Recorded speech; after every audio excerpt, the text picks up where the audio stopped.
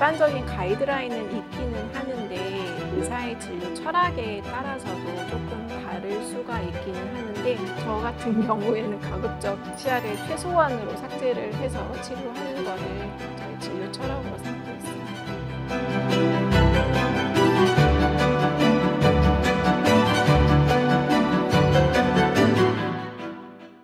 안녕하세요. 서울 클래식 치과 원장 윤연경입니다. 오늘은 레진, 인레이, 크라운에 대해서 알아보도록 하겠습니다. 일단은 이제 충치가 있을 때 치료하는 방법이라고 생각을 하시면 되는데, 엄밀히 말해서는 레진이라는 것은 치과의 재료를 의미하는 용어이고 치료 방법과 거의 통용되어서 사용되고 있고요. 그래서 레진 같은 경우에는 충치의 범위가 작을 때 진료실에서 직접 그 부분을 떼울 때 레진 치료를 한다고 얘기를 하고요. 인레이나 크라운 같은 경우에는 충치의 범위가 보다 넓을 때 본을 떠서 붙이는 거라고 생각하시면 되는데, 치아를 부분적으로 삭제해서 붙이는 경우에 인레이라고 보통 얘기를 하고, 크라운 같은 경우에는 치아를 전체를 삭제를 해서 덮어 씌울 때 크라운이라고 부르게 됩니다. 네, 충치의 범위나 정도에 따라서 레진, 인레이, 크라운 이렇게 간다고 보시면 됩니다.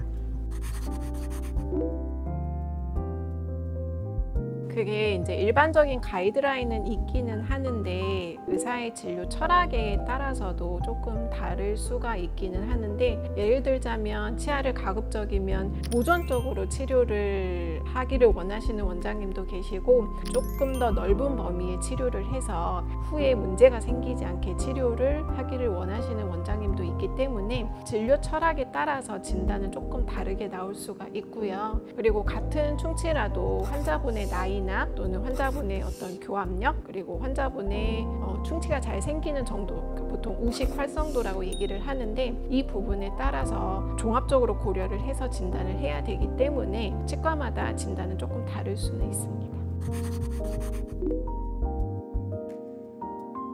저 같은 경우에는 가급적 치아를 최소한으로 삭제를 해서 치료하는 거를 저희 진료 철학으로 삼고 있습니다. 말 그대로 직접 수복이라는 거는 진료실에서 직접 그 부위를 수복한다는 얘기고, 본을 떠가지고 이제 그 본을 가지고 기공소에서 보철물을 제작을 해서 붙이는 경우를 간접 수복이라고 얘기를 하게 됩니다. 보철물의 접착력과도 관계가 있기도 하고, 환자분의 어떤 저작 습관이나 아니면 식습관에 따라서도 조금 달라질 수 있는 부분은 있는데, 조금 딱딱하고 질긴 음식을 드시는 경우에는 탈락률이 조금 더 높을 수는 있습니다. 지금은 지르코니아 소재를 굉장히 많이 사용을 하고 있는데, 예전에 지르코니아 소재는 강도가 충분하지 않았기 때문에 특히 남자분들 같은 경우에, 그리고 어금니 같은 경우에는 이제 지르코니아보다는 금으로 수복을 하는 경우가 많았는데, 지금 같은 경우에는 지르코니아의 강도가 굉장히 좋아졌기 때문에 요즘에는 굳이 금으로 수복을 잘 하지는 않습니다.